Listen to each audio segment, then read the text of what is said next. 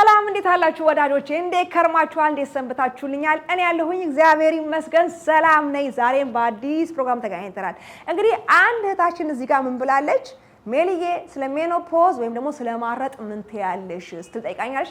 ሌላኛዋ ደግሞ እህታችን ከታች ማረጥ ምን ማለት ነው ስትል ጠይቃለች ማለት ነው። ስለዚህ ዛሬ የምናየው ማረጥ ምንድነው፣ መቼ ይመጣል፣ ምንስ ያስከትላል የሚለው ነገር በቀደም ተከተል እናያለን ማለት ነው። እንግዲህ ማረጥ ምንድነው የሚለውን ነገር ስናይ ልክ ከልጅነት ወደ ወጣትነት ስንሻገር የሆርሞን ለውጥ ስናረግ፣ የሰውነት ለውጥ ስናረግ እቺ ልጅ እኮ ጎረመሰች ይባል የለ ልክ እንደሱ ማለት ነው። ከጎልማሳነት ወደ እርጅና ስንሻገር ያለው ለውጥ ወይም ደግሞ ጎልማሳነቷን አንዲት ሴት ከጨረሰች ማለት ነው። ብዙ ጊዜ ለሴት ነው ቃል ምን የሚጠቀሙበት እኛ ሀገር ወይም ደግሞ የምንጠቀምበት እኛ ሀገር እንትና እኮ አረጣች፣ አከሊት እኮ አርጣለች ይባላል ማለት ነው። ነገር ግን በወንዶቹም ላይ ተመሳሳይ አይነት ሁኔታ ይፈጠራል። መቼ ነው የሚከሰተው? ለሴቶች ከ45 ዓመት እስከ 55 ዓመት ድረስ፣ ለወንዶች ደግሞ ከ40 ዓመት እስከ 60 ዓመት ባለው ጊዜ ውስጥ ይከሰትባቸዋል ማለት ነው። ለውጡ ምንድነው መሰላችሁ? እኛ ከማረጣችን በፊት በጣም ደመቅ ያለ የሆርሞን ለውጥ፣ የባህሪ ለውጥ፣ የሰውነት ለውጥ እናደርጋለን ማለት ነው። ጤናችን ላይም በደመቀ ሁኔታ የሚታዩ ለውጦች ወይም ደግሞ ችግሮች ይታያሉ ማለት ነው። ወይም ደግሞ ለውጦች ይኖራሉ ማለት ነው። ወንዶች ግን ከ40 ዓመታቸው ጀምሮ ወይም ከዛም ቀደም ብሎ ሊሆን ይችላል፣ ከ35 ዓመትም ሊጀምር ይችላል። የነሱ አንድሮፖዝ ነው የሚባለው እና የነሱ ለውጥ በየአመቱ 2% የሚሆን የተወሰነ ፐርሰንት እየጨመረ ስለሚሄድ እንደኛ የሚያስታውቅ አይነት ለውጥ አይደለም። ያ ማለት ግን በማረጡ ውስጥ አይሄዱም ማለት አይደለም። መንገዱን ይጓዙታል። እንደኛ የሆርሞን ለውጥ ይኖራቸዋል፣ እንደኛ የጤና እክል ይገጥማቸዋል ማለት ነው። ወንዶችም ማለት ነው ከ40 ዓመት እስከ 60 ዓመት እንግዲህ ምን አይነት የጤና ችግር ይገጥመናል ብለን ስንል የሜታቦሊዝም መዘባረቅ ስለሚኖር ይሄ የምግብ ዑደት ማለት ነው። በደማችን ውስጥ ያለ የስኳር መጠን ይዘበራረቃል። ስለዚህ የስኳር በሽተኛ ልንሆን እንችላለን። የደም ብዛት ሊያስከትል ይችላል አንዳንድ ሰው ላይ። አንዳንድ ሰው ይሄ ቋንጃ የአጥንት መቆጣጠም መገጣጠሚያቸው ላይ ሊሆን ይችላል። አንዳንድ ሰው ደግሞ እንደ ማይግሪን ይሄ ራስ ምታት ያልተቋረጠ የራስ ምታት ለ3 ቀን ሊሆን ይችላል፣ 2 ቀን ሊሆን ይችላል። ወይም ደግሞ በየቀኑ ለተወሰነ ሰዓት የራስ ምታት ነገር ሊከተልባቸው ይችላል። የቆዳ መጨመዳደር ሊኖር ይችላል። እኩል አይነት ምግብ እየበላን እኩል አይነት አንድ አይነት ነገር እየተመገብን የኪሎ ለውጥ እናደርግ እንችላለን። አንዳንድ ሰው አይታችሁታል፣ የሆነ ሰዓት ላይ በቃ ቦፍ ብሎ የሚወፍር ሰው አለ ማለት ነውና ያ ሁሉ ነገር ይገጥማል ማለት ነውና ይሄ እንደ አይነት ነገሩ ሲከሰት ቶሎ ብለን ወደ ዶክተር ጋር ሄደን የሚገባውን ምክር የሚገባውን ክትትል ማድረግ መቻል አለብን። ሁሉም ሰው ግን እኔ የምመክረው ይሄ ድንገተኛ ነገር ሲሆን ዶክተር ጋር መሄዳችን እንዳለ ሆኖ ግን አመታዊ ቼክአፓችንን ማድረግ መቻል አለብን።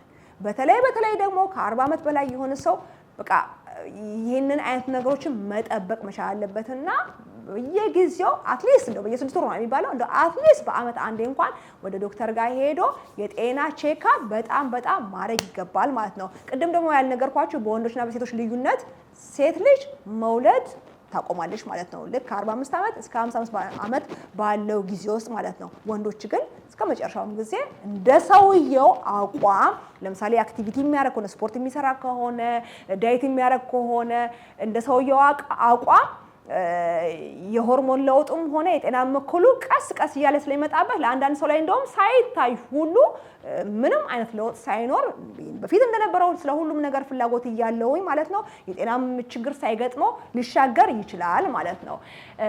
ሴት ልጅ ግን በጣም በደመቀ ሁኔታ በሚያስታውቅ ሁኔታ መውለድ የማቆማ ጉዳይም እንዳለ ሆኖ የጤናዋም ጉዳይ የሆርሞናም ጉዳይ በሚያስታውቅ ሁኔታ ሊከሰት ይችላል ማለት ነው። እንደነገርኳችሁ ጤናችሁን በተመለከተ ዶክተር ታማክራላችሁ ማለት ነው። ሆርሞናችን በተመለከተ ግን የእውነት ነው የምላችሁ በጣም ትኩረት አድርገንበት ራሳችንን ልንከባከብና ወደ ራሳችን ልናይ ይገባል ማለት ነው። እንዳለመታደል ሆኖ እኛ ሀገር ሴት ልጅ 21ም ስትል ትተቻለች እድሜዋን፣ 60 ዓመትም ስትል ትተቻለች እድሜዋን ማለት ነው። በዛ የተነሳ ይሄ እኔ እኮ አርጫለሁ ወይም ደግሞ ላርጥ ነው፣ አንቺ እንዴት አድርጎ ተሰማሽ፣ በፊት ያረጥሽ ጊዜ እንዴት ነበር ምናምን ብለን ከመሰሎቻችን ጋር እንኳን በግልጽ የማንወያይበት ሁኔታ ነው ያለውና እንደሱ እንደውም አሁን ይሻላል እንጂ ቀደም ባለው ጊዜ እንደውም እድሜ በቃ ሁሉ ጊዜ የሴት ልጅ እድሜ ሚስጥር ነውና እንደዛ አይነቱን ነገር አቁመን ከመሰሎቻችን ጋርም ሊሆን ይችላል ከትዳር አጋራችን ጋርም ሊሆን ይችላል የሆርሞናችንን ጉዳይ በደንብ አድርገን ልንወያይበት ይገባል ማለት ነው የጤናችን ጉዳይ ቢሆን ልንወያይበት ይገባል ግን የሆርሞን ጉዳይ ሳታስቡት ነው ይሄ ሆርሞን ሲዘበራረቅ ዲፕሬሽን አንግዛይቲ ስትረስ ምናምን የሚባለው ነገር ከሰው ሁሉ ሊነጥላችሁ ይችላልና ትልቅ ለውጥ በትዳራችሁ ላይ በቤታችሁ ላይ ትዳርም ደግሞ የሌላችሁ በዙሪያችሁ ባለ ሰው ላይ በስራችሁ ላይ በቃ ትልቅ ለውጥ የሚያመጣውና ወደ ትልቅ ችግር የሚከታችሁ ሳታስቡት ነውና ከመድረሱ እንኳን በፊት ማለት ነው እንደነገርኳችሁ የኛ ሀገር አይጠቅሰውም ይሄ ፕሪሜኖፖዝ የሚባለው ማለት ነው ከማረጣችን በፊት ያለው ጊዜ ነው በጣም አስቸጋሪ ጊዜ የሚታሰበው ማለት ነው ከማረጣችን በፊት እንግዲህ ሁሉ ነገር አለን የወር አበባችን አለ ምንም እናስበው ነገር የለም ኖርማል ነው ያለነው አክቲቪቲያችን በደንብ ኖርማል ነው ነገር ግን ደግሞ ሲምፕተሞቹ ሊመጡ ይችላሉ ማለት ነው ዝም ብላችሁ መስራት አይነት ነገር መጨነቅ አይነት ነገር ምንም ነገር ማስጠላት አይነት ነገር በቃ ሆርሞናችን ተዘበራረቀ ማለት እንግዲህ በቃ ሰላም አጣን ማለት ነው አይደለ ስለዚህ ይነስም ይብዛም ሁሉም ሴት ላይ ይከተላል ያ ነገርና ያ ነገር ደግሞ የብዙ ሰው ቤት ያናጋ ነገር ነውና እሱን ነገር በደንብ መወያየት ከሰዎች ጋር መቻል አለብን ትዳር ያለን ሰዎችም ከትዳር አጋራችን ጋር በደንብ ተወያይተን እጅ ለእጅ ተያይዘን በጸሎት ከዛም ደግሞ ባሻገር ህይወትን ቀለል አርጎ በመምራት ያችን ጊዜ መሻገር መቻል አለብን ምክንያቱም እንግዲህ ትዳር ማለት ቀላል ነገር አይደለም አይደለ ሰው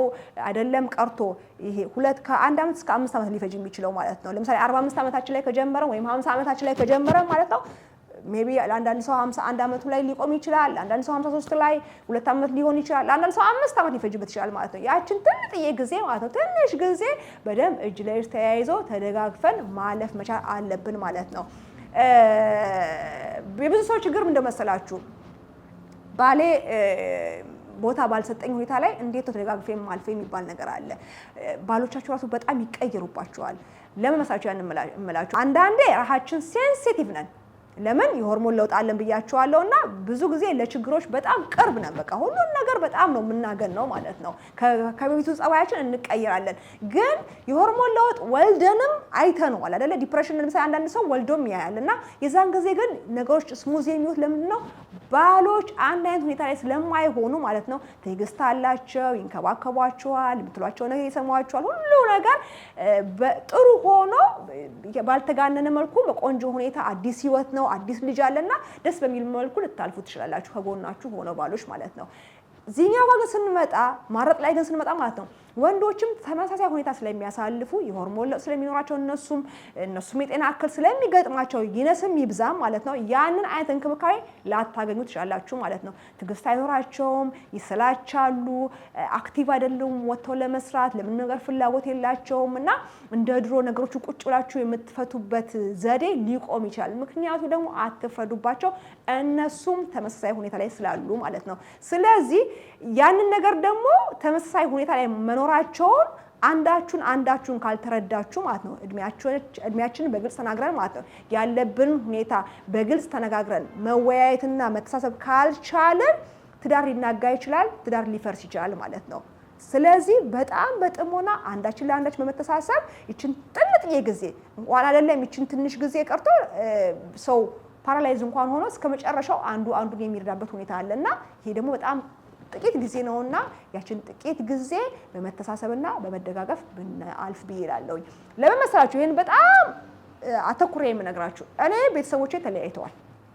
የተለያዩት እናቴ 47 አመቷ ነበረ እና ይሄ ነው የማይባል ችግር ነው ይሄ ነው የማይባል ቤተሰቡን ባልገባው ጉዳይ ማለት ነው ይሄ ነው የማይባል ችግር ለምን እንደምሳችሁ ማለት ለምሳሌ ባልየው ቁማርተኛ ከሆነ ሰካራም ከሆነ ቺት የሚያረግ ከሆነ በቃ ይሄ ችግር የሚባል ነገር አለ አይደለ ብዙ ጊዜ በሆርሞን ችግር የሚፋቱ ሰዎች እርስ በርሳቸው ያለ መጣጣም ነው እንጂ የሚታይ ችግር ለሰው የሚናገሩት ችግር ፍርድ ቤት ቢሄዱ ራሱ ፍርድ ቤት ሄዶ እንዲህ አርጎኛል ብለው የሚናገሩት ችግር የለም በቃ ችግራቸው የሚሆነው ጊዜ አይሰጠኝም እንደ ድሮ አይደለም ተቀይራለች አልቻልኩም እንደዚህ አይነት በቃ የሆነ አለ አይደለ በጣም ጥቃቅን የሚባሉ ችግሮች በፊት የሚያልፏቸው የሚመስሉ ችግሮችን በኋላ ግን ችግር ሆነው እንደ ችግር ቤት ለማናጋት ደረጃ ይደርሳሉ ማለት ነው ድሮ ቦታ ይሰጠኝ ነበረ ድሮ ያፈቅረኝ ነበረ ሲሉ ሰማልና አሁን እንደ ድሮ አይደለም ምናም ሲሉ ሰማቸዋላችሁ እናንተም ራሱ በህይወታችሁ ስታዩ ማለት ነው ጥሩ የነበሩ ፋሚሊዎች ብዙ የምትሰሙት ንግግር ምናም ነገር አይኖርም ግን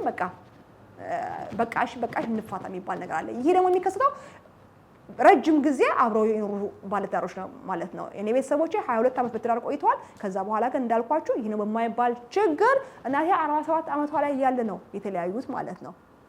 ስለዚህ የሆርሞን ለውጥ እንደለያያቸው አለማሰብ አይቻልም። እኔ እንደውም ጠይቂያት ነበረ እናቴ እንደዚህ እኮ ነበርና ምን ነገር ሰዓት አይ ደግሞ እንደሱ አላችሁ እህል ውሃ ነው አለችኝና በእህል ውሃ ሰበብ ስንት ቤት ተናግቷል። ይህ ነው በማይባል ችግር ሆርሞን የስንትን ቤት ትዳር አፍርሷል የሚለውን ነገር የእውነት ቆም ብለን ልናስብ ይገባልና እኛም አንዳንድ ነገሮችን ስናገር የሆነ ቤት ውስጥ ያለ ትልልቅ ችግሮች ማለት ተጋነው ትልቅ ነገር ሲሆኑ ይሄ ነገር መጣ እንዴ ምናልባት እያረጥኩ ይሆን እንዴ ባሌ ቦታ የማይሰጠኝ ምናልባት የሆርሞን ለውጥ ይኖረው ይሆን ብለን ሴቶች ማሰብ መቻል አለብን። ባሎችም ደግሞ ብትሆኑ ማለት ነው የእናንተ ችግር ከኛ ችግር የተሻለ ስለሆነ ሚስቶቻችሁን እያበረታችሁ እጅ ለእጅ ተያይዘን የሆነ በመመካከር በመደጋገፍ በጸሎት ይችን አስቸጋሪ ጥቂት ጊዜ ማለፍ መቻል አለብን ብዬ አስባለሁ እንጂ ችግሮችን ወደ ሌላ ሌብል ወስደን ቤት እስከ ማፍረስ ልጆች እስከ መበተን መድረስ መቻል የለብንም ማለት ነው። ይሄንን ብላችሁ እኔ ቤተሰቦቼን ችግር መናገር ፈልጌ አይደለም። ማንንም ሰው የራሱን ነገር ማስጣት አይፈልግም። ነገር ግን የሆርሞን ለውጥ ምን ያህል በትዳር ላይ በቤት ላይ የሚያመጣውን ችግር ምን ያህል ከባድ እንደሆነ እንድታዩት ስለምፈልግ ነው። እንደዚህ እንደ ቀልድ የሚታይ ነገር አይደለም።